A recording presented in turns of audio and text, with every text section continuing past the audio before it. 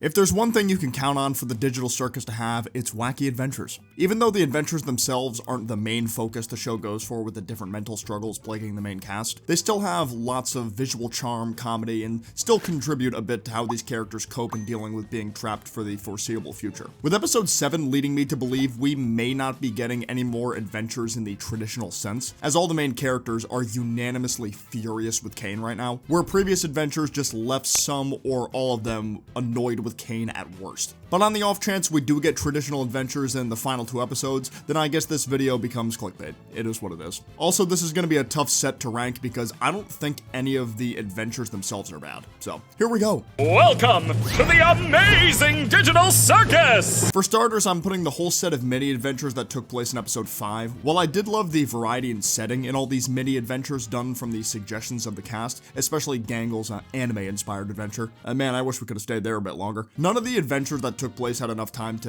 bake in the sun, in my opinion. The baseball section with the evil doppelgangers came close, though, in terms of screen time. The character interactions from these adventures were top tier, though, as we got to learn a lot more about the past lives of Pomni, Zubul, and Ragatha, whilst Ragatha and Jack's characters got the most exploration throughout all the mini-adventures. Ragatha's need to be loved by others, even ones she despises like Jax, clashing with Jax's carefree facade of acting like a dickhead to everyone because he believes getting too attached to anyone in a place like this will bring nothing but pain on the off chance they abstract. Both of their methods of going through the circus are not ideal for their own mental, but Jax's is objectively worse because it comes with the cost of hurting others. So when Ragatha was seeing Jax and Pomni get all chummy with each other, it was destroying her. Felt bad, but I also loved the tension. Plus the baseball sections had some of the funniest moments in the whole show for me. I hope you're ready to get completely annihilated! Nobody loves you and you're going to die someday!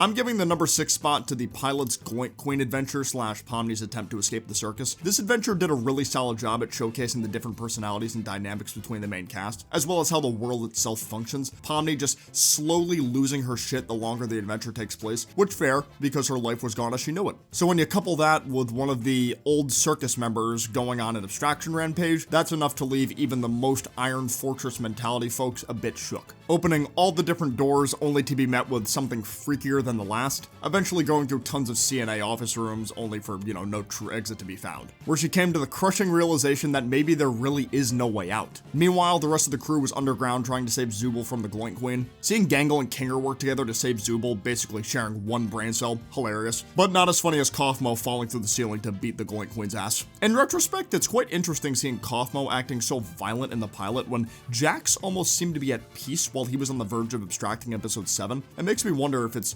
just different for each person or not. Episode 4's Spudsy adventure was one of the most relatable sequence of events for me personally so far, and I imagine anyone who's wanted to pursue a career in the creative arts would say the same. Gangle's choice for the adventure was to work an all-day shift at a fast food restaurant. Due to her previous life as someone who wanted to become an artist, but put it to the side for a shift manager job, which while more consistent in pay, was a lot less fulfilling. The problem is, she didn't really remember how much this job sucked the soul out of her in the real world, as her main reason for picking this job was her attempt at recreating some kind of normalcy for once, since all the other adventures she's been on were these super chaotic ones that fit with the typical vibe Kane was going for. Unfortunately, all it did was make her already existing depression worse. She may have had that new happy mask on, but most people weren't messing with this new version of her. Jax and Ragatha both bluntly saying they preferred when Gangle was sad all the time as she was less annoying. Zubul was kind of in the background for the most part in the adventure itself, but still tried to perk Gangle up when they had the chance. And seeing Jax kind of break character for once was crazy at the time. The guy who could find a way to cause chaos in most situations was so broken by the mundane shift at a restaurant that by the time the adventure was over, he just wanted to go to bed, while Ragatha was just higher off her ass the entire time.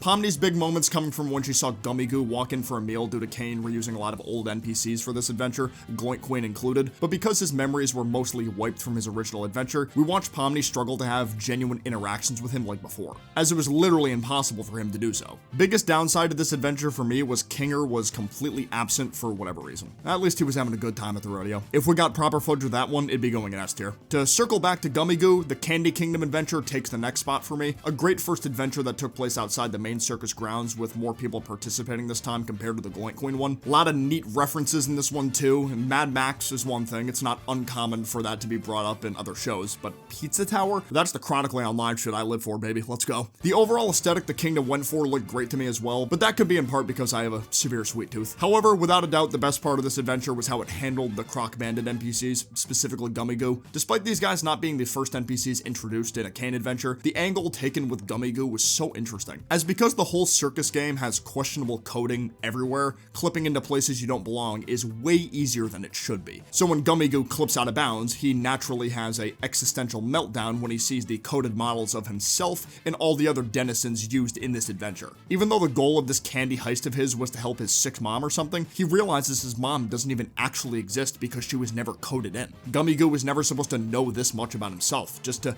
be the bad guys for this adventure. Yet it was thanks to this, Pomni was able to find comfort with someone else as she, knew exactly what he was going through. Sure, he's an NPC, but the other main circus cast can't relate more to Pomni than Gummy Goo at the moment, as they've already been in the circus for a while and moved on to their own coping stages, for better or worse. So it hurts that much more for her when she tries to bring Gummy back to the circus, only for Kane to snap his original self from existence, since outside NPCs aren't allowed to be permanent circus residents, pretty much sending Pomni's mental back to square one. Bonus points for Lyle Rath voicing the Fudge. Oh, not candy? How am I expected to eat something that's not made of candy? I'm putting the Mildenhall Manor adventure in third place. Trust me when I say my obsession with Luigi's Mansion has nothing to do with this place, so you gotta trust me. On paper, this adventure is kind of bad in terms of structure. What starts out as a lighthearted haunted house adventure turns into a nightmare-fueled escape room with no rules. Even though the pairing of Pomni and Kinger are learning more about the hotel's backstory, these revelations only send them deeper into the depths of hell instead of closer to freedom. Yet it's thanks to going into these darker places where Pomni starts to finally feel a bit at ease with being stuck in the circus. Shout out to Kinger. Kinger was already one of my favorite characters, but this adventure put him in the top 2 uncontested for me, as he's opened up to Pomni about the loss of his wife to abstraction and how he uses the darkness to stay close to the final moments he had with her. So by the time these two do escape, Kinger is quite literally her light in the dark. It's so good. My one gripe with the adventure portion is we didn't really get to see what Ragatha, Gangle, or Jax were up to besides that, tea party scene. While I think it worked out for the best story-wise to give Kinger and Zubul more spotlight, I also would have liked to see the full process of Jax getting tied up and gagged and, put in that wagon timeout. The beach adventure turned fake escape adventure is easily the most fucked up one we've ever gotten. If only they stayed on the beach and they could have gotten a nice tan and some fried shrimp on the side. But of course, the temptation to leave the circus was just too great of an opportunity to pass up. Even though the new, quote-unquote hidden member of the circus, Abel, was an NPC the entire time, the premise of this adventure allowed us to get better looks into the psyches of both Jax and Kane, but mostly Kane. As he could tell as more time went on, people were getting less invested in the traditional adventures he was cooking up before, so by the time he was fully ready to do the Escape the Circus adventure, the main crew was more invested now than they ever could have been. But now at the cost of hating him. As even though what he did was insanely fucked up, Kane doesn't know any better, and it's kind of impossible for someone like him to grow mentally in a normal sense because he's an AI. He just knows what he's programmed for, where trying to go outside that could lead to catastrophic results. He can directly mess with the memories of these characters, yet doesn't see the harm in it because he genuinely believes doing this is making the adventures more fun, not worse. The way this adventure really leaned into the red and blue color symbolism was a nice touch too, as we've seen previous adventures do this, but not as much as this one. It may have been one of the least action-packed adventures with mostly similar scenery we were used to, but was the tension through the roof or what? But not as much as the gun adventure. This is still my favorite adventure and my favorite episode overall in Digital Circus. Every gunfight was so incredibly entertaining. Like, even though Ragatha got washed, seeing her hands get blown off in the one scene followed by jamming Jax's gun with her finger was so good. Yet not quite as good as Gangle going buck wild with the Tommy gun. A Tommy gun! Where possibly for the first time ever, she had so much fun in an adventure that she was able to keep smiling through her sad mask. Yo, Chorus, where's the Zubul X Gangle video at, my brother? The streets are eager. And of course, the dynamic duo of Jax and Pomni. It felt weird seeing Jax actually get close with someone for once. While he claims it was all a farce for the game, we know that brother was having genuine fun, especially when they sang that Daisy song together. But of course, Jax had to nip that friendship in the butt when he realized Pomni was getting too attached. Also, Ming, congrats on your wins at the awards, by the way, homie. Much deserved. So this is what the final list is looking like. Don't take the different tiers too seriously, by the way. I just thought it would look nicer giving each one their own tier as opposed to putting all of them in A or S horizontally. Let me know what your favorite and least favorite adventures were in the comments below. I'd love to know your thoughts. Like, subscribe, all that good stuff. But for now, I will see you guys next time. Peace out, take care, bye-bye.